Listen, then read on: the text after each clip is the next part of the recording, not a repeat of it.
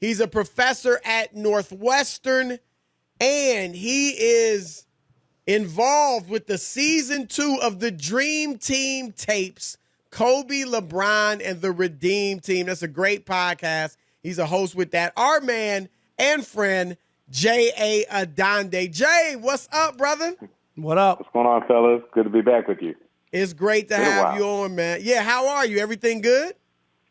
Holding up, man. The snow is finally defrosted in Chicago, and I can, venture off my block for a change, man. I've been, isolated, me and my dog. You've been teaching virtually as well all semester? Yeah, everything through Zoom. Wow. Wow. Yeah, it ain't easy, man. I give the kids credit, man. It ain't easy for them. It's hard, but we got to do what we got to do. Yeah, so they're hungry to learn. I'm impressed by how they've managed to stick it out. But they're ready. I think everybody's just ready to move past it. Everybody's antsy, man. All right, so tell us about the Dream Team tapes. I mean, I know you guys have some great stories on that team. It's the Redeem Team. So was the first season the Dream Team, and this season is focused on the Redeem Team? Exactly. So Jack McCallum did the Dream Team tapes because he had done a Dream Team book called Dream Team, and he still had the tapes. Yeah, right. I mean that's like the definitive. He exposed MJ on the tapes. I don't know about exposed, but he just had he had the tape, and so because he had all those guys on tape, it's funny because the audio quality, they're in restaurants and they're in cars, so there's a lot of noise, so it's kind of hard to hear, but you could hear Michael Jordan and Larry Bird and Magic Johnson and Charles Barkley, all those guys. So he had the audio, and he just repurposed the recordings for the book and made a podcast out of it. Yeah, and he did have Michael Jordan saying, if Isaiah Thomas was going to be on the 92 team, I didn't want to be on it. Right. So that made a lot of noise. So we just, okay, what to do next? And okay, let's look at the 2008 team. And I was a little hesitant at first because I said, well, we don't have any of these guys on tape. And, of course, we won't be able to get Kobe Bryant on tape because this was all after January 26th of last year. So how are we going to go about this? And he said, well, I got Colangelo lined up and Krzyzewski lined up already. We just got to get some players. I said, okay. And then as we started talking to some of the assistant coaches like Jim Boeheim and Mike D'Antoni, and they had some interesting stories, and then some of the USA basketball people like Sean Ford and Craig Miller. If you've done anything with USA basketball, Craig Miller has been there forever, going back to the Dream Team. So we started getting all these good stories and behind-the-scenes stuff. And then we talked to Jason Kidd and Carmelo Anthony and Darren Williams and Chris Bosh. And it's like, okay, we have something, and it's just an interesting saga. And we also talked to Phil Jackson to really tell us the story of Kobe. So when we talked to Phil, we sort of reset everything. Okay, episode 2 is going to be entirely on Kobe and just his saga. And so it's the story of Kobe. So episode 2, we go Kobe from his rookie year in 1996 up until 2004, which is his down period. That's when he's going through everything, through the trial, the pre-trial, I should say, machinations in Colorado. And then, that's the year that they lose in the NBA Finals, first time he's lost in the Finals, and they break up the Lakers. So we kind of pause at that point because we're setting up the redemption, right? So the second half of the series is going to be about the redemption of USA basketball and Kobe Bryant. And so we're right at the midpoint. Episode 4, I believe, came out today. Is Jerry Colangelo, who came in after the loss in 2004 in Greece. Jerry Colangelo comes in, takes over the program, the godfather. You've been around him, Chris. He gets things done. Right. Absolutely. And then we'll go forward as he hires Mike Krzyzewski to coach the team. And then the different versions of the teams come together in 2006, 2007, and 2008 on to Beijing to win the gold medal. Sounds like it could be very, very interesting. Listen, how about the NBA? Let's switch, J.A., and there's a story out today about the three-point problem that the NBA has. Where are you on the NBA? And is there just too many threes being taken, or this is just progress and this is a good thing?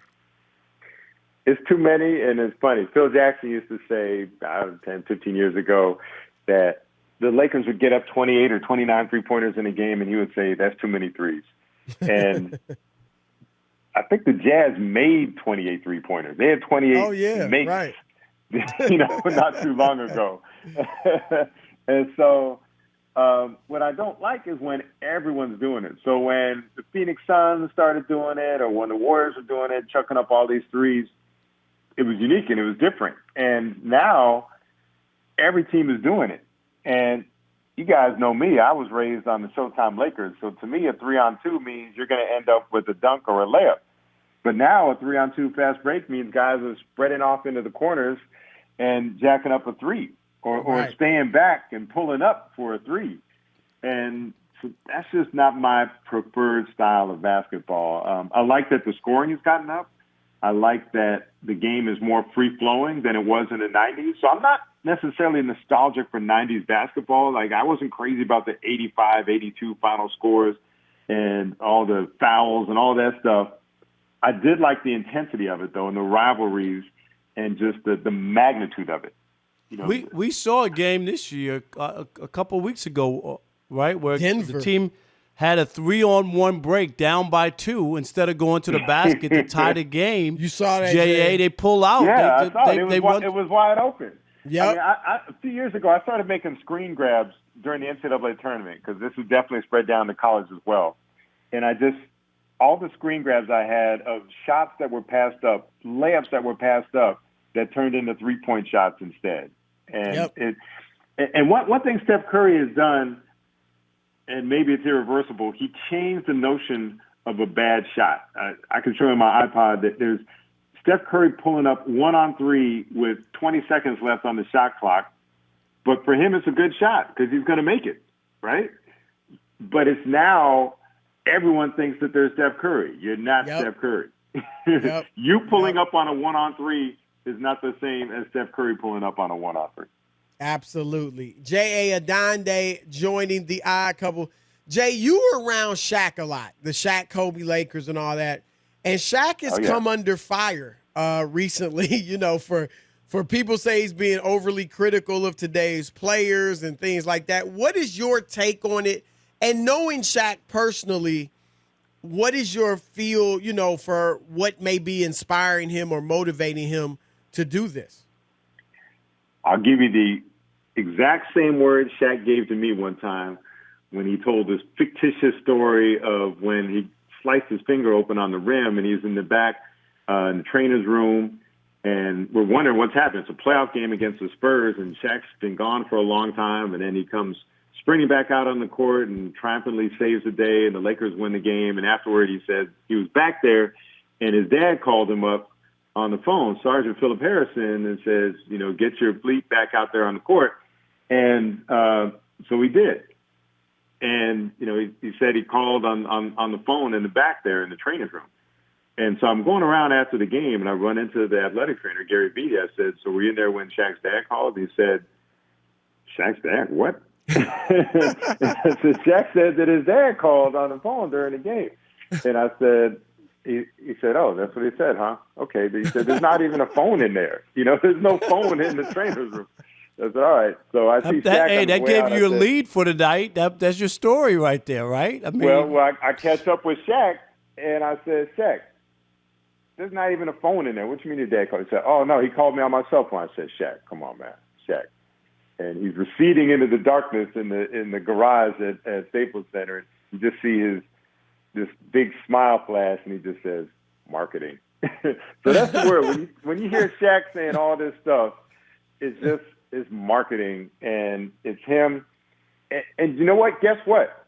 Donovan Mitchell isn't good enough yet. He's not there yet. You know who's not there yet? The two-time MVP, Giannis Antetokounmpo. Guess what? He's not good enough yet. And I'm not saying he's not good, but he's not good enough. Like, imagine being as great as Giannis was these last 2 years, and he was the first to say it. He has to get better. Donovan Mitchell, until he's a guy that's carrying teams to the NBA Finals, has to get better. And that's all Shaq was saying. He wasn't saying he's a bad player. He's asking, which is a legitimate question, is he the type of player who can carry a team? You know who we found that out about? Jimmy Butler last year. Chris, Rob, did you have Jimmy Butler as a guy who could win you 2 games in the NBA Finals? Absolutely. That's not. a very short list. I didn't have him on the list. Guess what? Jimmy Butler is a guy who can win you 2 games in the NBA Finals. We've seen it, right? We done seen it. And so until Donovan Mitchell is at very least a guy who can get you to the NBA Finals, is a guy who can win you 2 games in the NBA Finals, and then he has to get to that next level and be a guy who can lead you to an NBA championship. And there are very few guys that title, that label applies to. I got one other question real quick, J.A. Speaking about a title and leading, where are you on the Nets? And what they've been able to do is pretty amazing, even without Durant. And now they got Blake Griffin. Durant eventually will get healthy and play with them. Can they be stopped? Whew, it's getting tougher and tougher. And this gets back to the label, right? So Kevin Durant, they have a guy who's shown he can lead you to an NBA championship. On a great team, he was the greatest player. Yep. Kyrie Irving has shown he's a guy as a number 2 player can win a championship, can hit the series-winning shot in a championship. And go back to that Game 5 in 2016 that he played. James Harden is not shown that he's a guy who can bring you a championship, but if he's your 3rd best player, I'm pretty confident James Harden can be the 3rd best player on a championship team. And Blake Griffin is your 4th best player. Maybe. So Blake Griffin can absolutely be the 4th best player on a championship team, or maybe the 5th if you're going to put Joe Harris or somebody above him.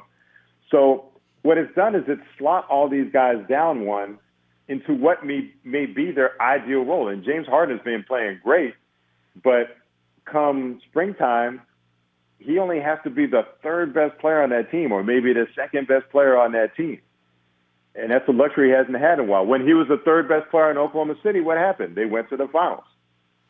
He hasn't been able to do it as the best player, as the 3rd best player. He's shown you can go to the finals with James Harden as your 3rd best player. Jay, before you go, and we need a quick answer, we're going to talk about this in the next segment. You saw the Hall of Fame list come out today. You got Paul Pierce, Chris Bosh, Chris Webber. Is Chris Webber a Hall of Famer? Yes. I'm putting you on the spot. Okay. It's not even on the spot. I covered him. I covered him with the Fab Five. I covered him in Washington.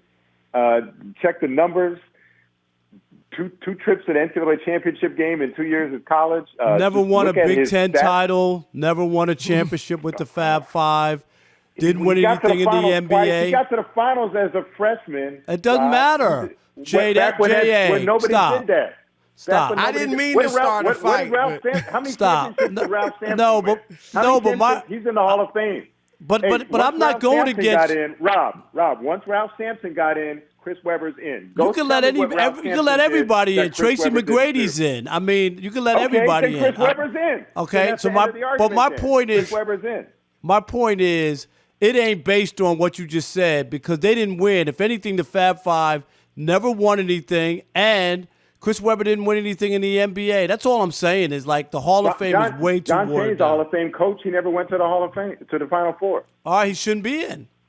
How's this that? will be a fun. So you're just going to go about removing people from the Hall of Fame? That's what you're missing? I would. There's too many in there. All right, we got to go by. You just want to take people out. I didn't mean to start a brouhaha. That's all right. You know how it is, J.A. Right. J.A. Adande. We love you, bro. Keep up the great work, man. We're going to check out the podcast, too.